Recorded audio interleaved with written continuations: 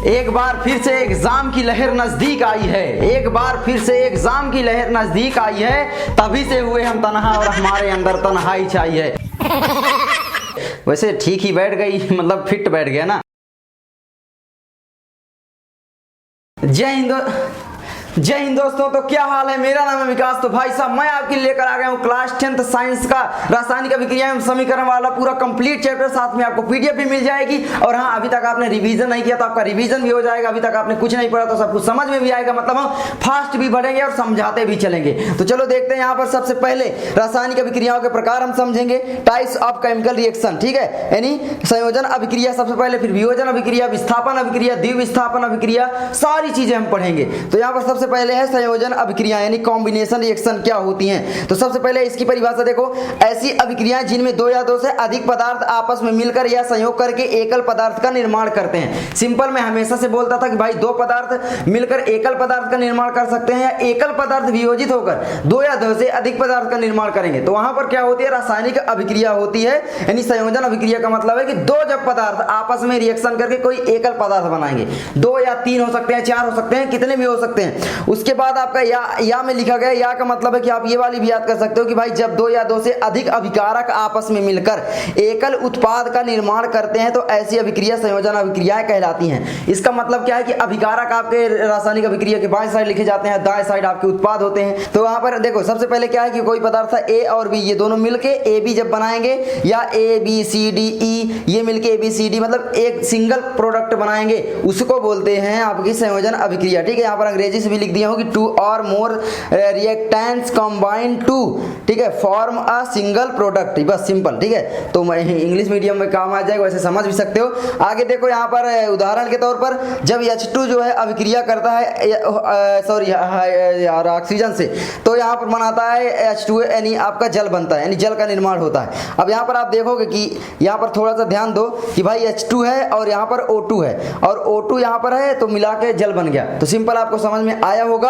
और आप सोचोगे कि ये जो दो लगाया गया, ये क्यों लगाया गया है, तो ये आपको बैलेंस करने के लिए लगाया गया। आपने पढ़ा होगा संतुलित रासायनिक समीकरण, तो इसको बैलेंस करने के लिए ये सब लगाए जाते हैं। तो आपको संतुलित करना सीख लेना है। कभी कभी याद आता है कि ऐसी अभिक्रिया को संतुलित करिए, कोई भी अभिक्रिया दे देगा एग्जाम में। ठीक है, तो देखो यही साइंस में इंपॉर्टेंट कुछ चीजें होती है, हर चीज इंपॉर्टेंट होती है साइंस में। कोई ये नहीं है कि हम बता देंगे तो यही क्वेश्चन आ जाएंगे। तो सबसे पहले यहाँ पर आप देखो कि कैल्शियम ऑक्साइड जब यहाँ पर जल से अभिक्रिया करता है तो कैल्शियम हाइड्रोक्साइड बनाता है प्लस ऊष्मा बनती है। तो ये भी आपकी एक संयोजन अभिक्रिया हो गई, क्योंकि यहाँ पर देखो दो पदार्थ मिलकर एक पदार्थ का निर्माण कर रहे हैं। ठीक है, ये ऊष्मा नहीं जोड़ी जाएगी, ये मत समझना कि दो पदार्थ हो गए, क्योंकि ये ऊष्मा निकलती है। ऊष्मा या तो किसी भी रासायनिक अभिक्रिया में या तो ऊष्मा कम होगी या तो अधिक होगी, अधिक होगी तो ऊष्मा क्षेपी अभिक्रिया, कम होगी तो ऊष्मा शोषी अभिक्रिया।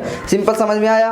आगे देखो ऊष्मा क्षेपी अभिक्रियाएं क्या होती हैं। तो ऊष्मा क्षेपी अभिक्रियाएं क्या है, ऐसी अभिक्रियाएं जिनमें ऊष्मा उत्पन्न होती है, ऊष्मा का उत्सर्जन होता है, उन्हें हम बोलते हैं ऊष्मा क्षेपी अभिक्रियाएं। आपको समझ में आया। तो आई होप आप समझ रहे होंगे, इसको बोलते हैं अंग्रेजी में थर्मल रिएक्शन। ठीक है, तो यहाँ पर देखो एग्जांपल के तौर पर जब मीथेन गैस को ऑक्सीजन के साथ जलाया जाता है तो कार्बन डाइऑक्साइड जल और ऊष्मा का निर्माण होता है। तो आपको समझ में आया, जब मीथेन और ऑक्सीजन अभिक्रिया करती हैं तो कार्बन डाइऑक्साइड जल और ऊष्मा बनाती है। इसी तरीके सोडियम जब जल से अभिक्रिया करता है तो यहाँ पर क्या बनाता है, सोडियम हाइड्रोक्साइड और हाइड्रोजन गैस निष्कासित करता है और ऊष्मा निकलती है। जहां पर ऊष्मा प्लस में रहेगा उसका मतलब ये है कि भाई साहब उसमें आपकी ऊष्मा क्षेपी अभिक्रिया हो रही है। आई होप आप समझ रहे होंगे। उसके बाद बढ़ते हैं आगे। जब कैल्शियम ऑक्साइड यहाँ पर इससे जल से अभिक्रिया करता है तो कैल्शियम हाइड्रोक्साइड और ऊष्मा बनाता है। आप सब पढ़े होंगे बिना बुझा हुआ चूना जब जल से अभिक्रिया करता है, इसका मतलब क्या है कि आपके गांव में लाते होंगे बहुत सारे लोग, अब तो नहीं लाते, पैकेट में मिलने लगा चूना। नहीं तो पहले लाते थे ना कि भाई जो ऐसे पूरा पत्थर के टाइप होता था, उसको जब पानी में मिलाया जाता था, जिस पात्र में रखा जाता था, पात्र का मतलब है जो भी बर्तन में, ठीक है, जो भी आप कह लो, तो वो क्या है गर्म पड़ जाती है। तो इसका मतलब क्या है कि उसमें ऊष्मा निकल रही है। ठीक है, जल से अभिक्रिया के बाद उसमें ऊष्मा निकल रही है। वैसे मेरे पास पड़े हुए हैं बहुत सारे, लेकिन पता नहीं कहाँ, ठीक है, चूना के पत्थर, तो मैं एक्सपेरिमेंट करने के लिए लाया था। तो आगे देखो ऊष्मा शोषी अभिक्रिया। ऊष्मा शोषी अभिक्रिया क्या होती है, ऐसी अभिक्रिया जिसमें ऊष्मा अवशोषित होती है। तो यहाँ पर ऊष्मा शोषी अभिक्रिया होती है। तो आई होप आप समझ रहे होंगे। जैसे कैल्शियम कार्बोनेट जब उसको ताप देते हैं तब कैल्शियम ऑक्साइड और कार्बन डाइऑक्साइड बनता है। ध्यान देना, यहाँ पर ताप दे रहे हैं, मतलब क्या है कि उसमें और हम एनर्जी डाल रहे हैं तब जा करके वो रिएक्शन कंप्लीट हो रही है। इसका मतलब क्या है कि ऊष्माशोषी अभिक्रिया। ठीक है, आगे बढ़ते हैं। तो आई होप आप समझ रहे होंगे। आगे वियोजन अभिक्रिया क्या होती है? वियोजन अभिक्रिया संयोजन अभिक्रिया के बिल्कुल विपरीत होती है। बस सिंपल समझो कि देखो, संयोजन अभिक्रिया में दो पदार्थ मिलकर एकल पदार्थ बना रहे थे। अब वियोजन अभिक्रिया में क्या होगा कि कोई भी दो पदार्थ, ठीक है, कोई भी एकल पदार्थ वियोजित होकर दो या दो से अधिक पदार्थ का निर्माण करेगा। समझ में आया? जैसे कि यहाँ पर देखो, इसको अंग्रेजी में बोलते हैं डिकम्पोजिशन रिएक्शन, और यहाँ पर आप इसकी परिभाषा भी पढ़ सकते हो कि ऐसी अभिक्रियाएं जिनमें एकल अभिकारक, ठीक है, अभिकारक लिखा है, अभिकारक यहाँ पर आप लिख लेना, ठीक है, अभिकारक वियोजित यानी टूट कर होकर दो या दो से अधिक उत्पादों का निर्माण करता है भाई। ठीक है, कोई भी अभिक्रिया है, जब कोई भी अभिकारक आप बोल लो या पदार्थ बोल लो, कोई भी एकल पदार्थ या एकल अभिकारक टूटकर दो या दो से अधिक उत्पादों का निर्माण करता है, कह लिया पदार्थों का निर्माण। पदार्थ में तो उत्पाद अभिकारक सब आ जाते हैं, तो कोई दिक्कत नहीं है। ठीक है, पदार्थ ही है वो। तो देखो यहाँ पर जैसे यहाँ पर देखो ये है पूरा, देखो यहाँ पर कि कैल्शियम कार्बोनेट है, तो यहाँ पर कैल्शियम ऑक्साइड बना और कार्बन डाइऑक्साइड बना। सिंपल समझ में आया कि भाई एक पदार्थ यहाँ पर क्या था, सिंगल पदार्थ था यहाँ पर, और यहाँ पर 1 + 1 बराबर 2 पदार्थ बन गए। इसका मतलब क्या कि एकल पदार्थ वियोजित होकर दो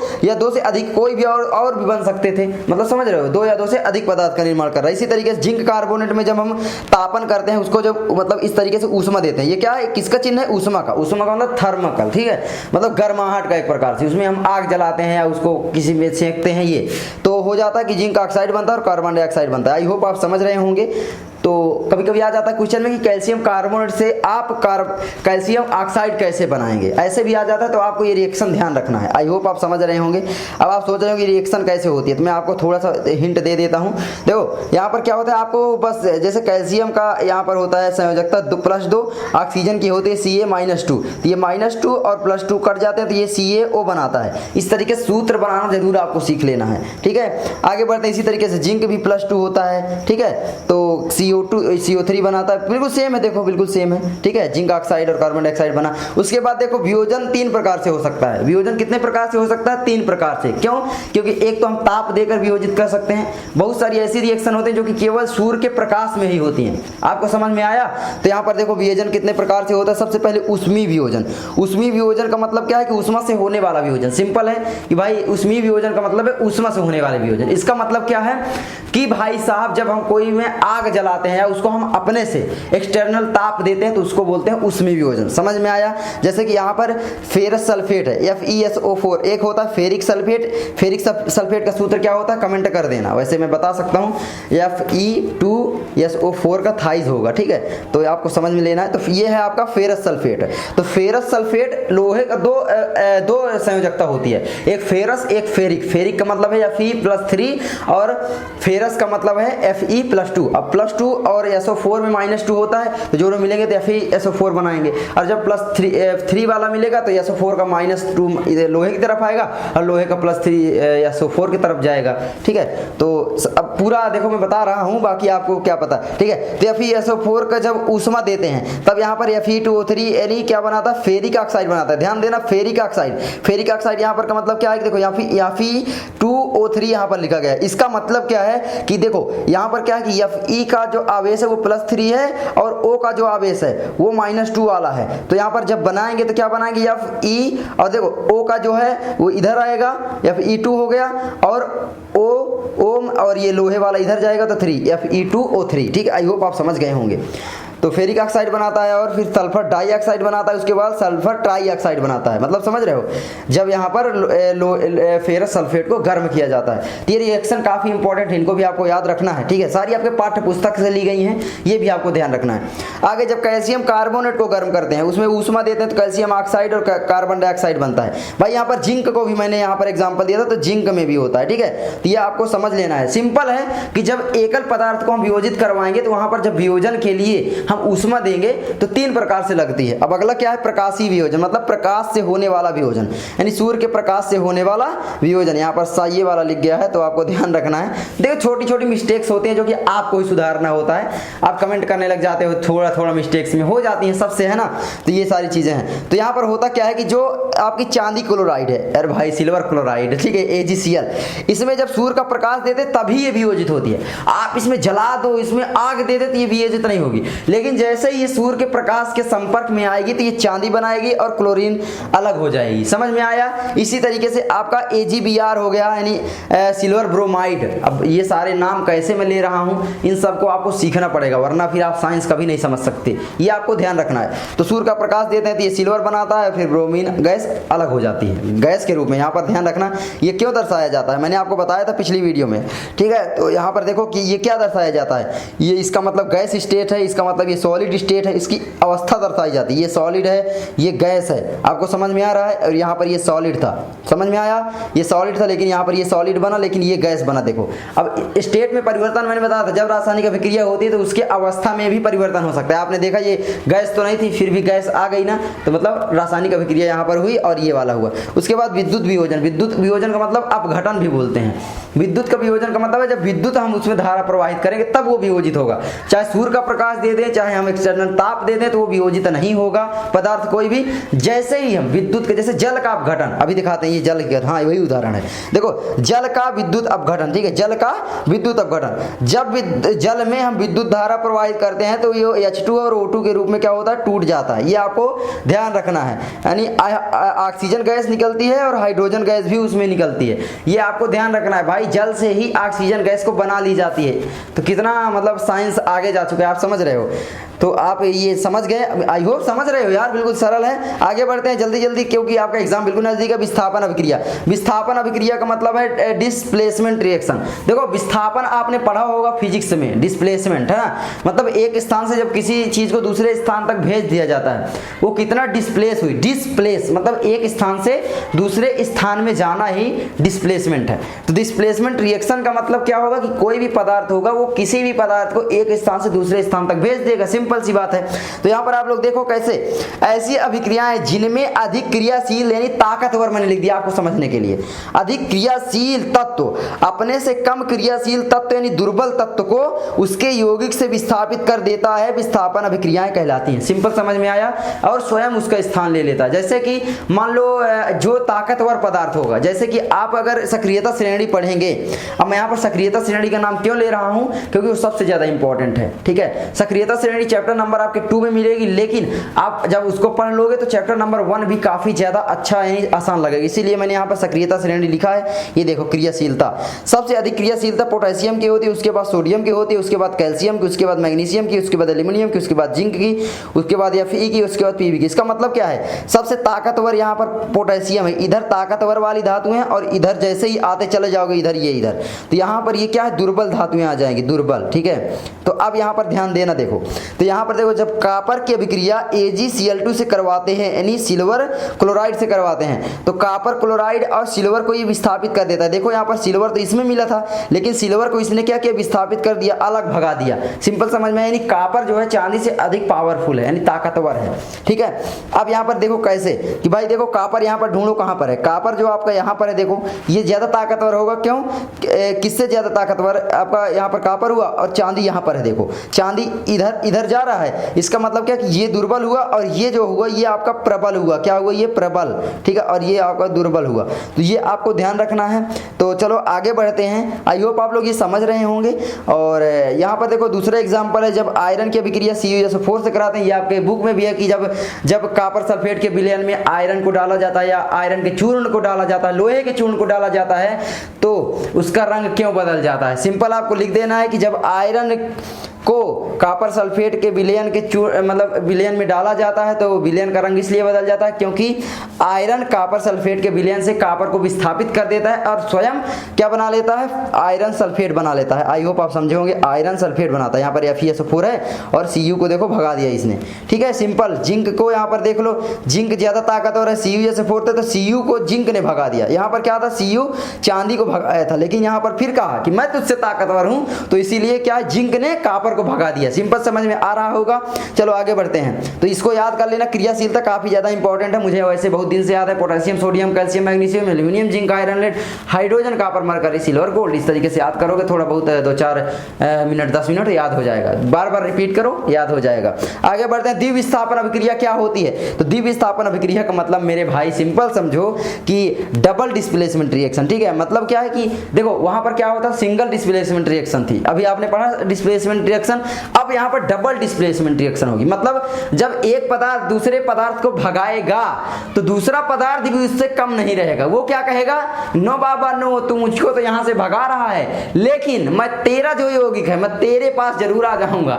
मतलब समझ रहे हो कि एक प्रकार से यहाँ पर वाइफों का बदला बदली होता है, समझ रहे हो भाई। एक व्यक्ति है, एक का वाइफ, एक व्यक्ति है, एक का वाइफ। अब एक व्यक्ति का अफेयर दूसरे के वाइफ से चल गया तो वो तो उससे सेटिंग हो गई, ठीक है। लेकिन जब दूसरा भाई सिंगल हुआ तो वो क्या कहेगा, चल बेटा मैं तेरे वाइफ से बॉन्डिंग बनाता हूँ। समझ में आया? मतलब देखो समझने के लिए कहीं भी एग्जांपल आप ले लो। तो आई होप आप समझ गए होंगे। देखो यहाँ पर क्या है कि ऐसी, यहाँ पर थोड़ा सा गलती कुछ है तो आप लोग सुधार लेना। ऐसी अभिक्रियाएं जिनमें दो अलग अलग तत्वों या परमाणुओं के आयनों का आपस में आदान प्रदान होता है। आदान प्रदान सब समझ रहे हो, मतलब अदला बदली शब्द, अदला बदली को ही आदान प्रदान कहते हैं। जैसे एग्जाम्पल से समझोगे, यहाँ पर सोडियम सल्फेट है और यहाँ पर बेरियम क्लोराइड है। अब यहाँ पर जब है तो क्या बनाया है, सोडियम क्लोराइड, और यहाँ पर बेरियम सल्फेट बनाया। आगे बढ़ते हैं, K2SO4 है, यहाँ पर मैग्नीशियम क्लोराइड है। देखो यहाँ पर K2SO4 तो था, लेकिन K जो है इससे अभिक्रिया करेगा और Mg जो है इससे कर लेगा। जैसे देखो यहाँ पर KCl बनाया और MgSO4 बनाया। अब आप बोलोगे भाई ये कैसे बनता है, हम नहीं समझ पा रहे हैं। यहाँ पर 2 लगा था, K2 है, यहाँ पर Ka1 है। तो देखो आपको आयन याद करने पड़ेंगे भाई। Cl का जो आयन होता है वो -1 होता है और K का जो होता है वो +1 होता है, तो KCl बनाएंगे। लेकिन यही जब आपका SO4 से मिलता है तो SO4 का -2 होता है, तो इसीलिए क्या बना था, K2SO4। क्यों? क्योंकि SO4 का -2 था, तो ये -2 यहाँ पर आ जाता है। कहाँ पर? यहाँ पर, ठीक है। आई होप आप समझ रहे होंगे। इसी तरीके से देखो कैल्शियम सल्फेट जिंक क्लोराइड से अभिक्रिया करता है, तो बिल्कुल वही बनाएगा कैल्शियम क्लोराइड और यहाँ पर जिंक सल्फेट। क्यों? क्योंकि यहाँ पर कैल्शियम भी +2 आवेश रखता है और यहाँ पर जो आपका जिंक है वो भी +2 आवेश रखता है, और यहाँ पर जो Cl है वो -1 आवेश रखता है। आप आई होप समझ गए होंगे, इसीलिए यहाँ पर ये बना लिया। चलो आगे बढ़ते हैं। तो यहाँ पर देखो Cl2 लग गया। आगे बढ़ते हैं, उपचयन और अपचयन, ये सबसे इंपॉर्टेंट अभिक्रियाएं होती हैं। इसको रेडॉक्स अभिक्रिया भी बोलते हैं। क्या बोलते हैं? रेडॉक्स, यानी रेडॉक्स का मतलब क्या है, रिडक्शन और ऑक्सीडेशन। देखो रिडक्शन मतलब उपचयन, ऑक्सीडेशन मतलब ऑक्सीकरण। सिंपल समझ में आया? अपचयन, उपचयन और अपचयन अभिक्रियाएं। उपचयन का मतलब हो गया ऑक्सीडेशन यानी ऑक्सीकरण, ठीक है। तो ऑक्सीजन की वृद्धि या हाइड्रोजन का निष्कासन यानी ह्रास होता है। इसमें क्या होता है, ऑक्सीजन की वृद्धि या हाइड्रोजन का नाश, एक प्रकार से हाइड्रोजन भी छोड़कर भागेगा, ठीक है। सिंपल समझ में आया। यहाँ पर ये अंग्रेजी में भी लिखा है, आप याद कर सकते हैं, addition of O2 and removal of H2। H2 मतलब हाइड्रोजन। तो ये आपका देखो कार्बन जब ऑक्सीजन से अभिक्रिया करता है, CO2 बनाया, तो यहाँ पर हुआ क्या, देखो कार्बन में ऑक्सीजन जुड़ गया।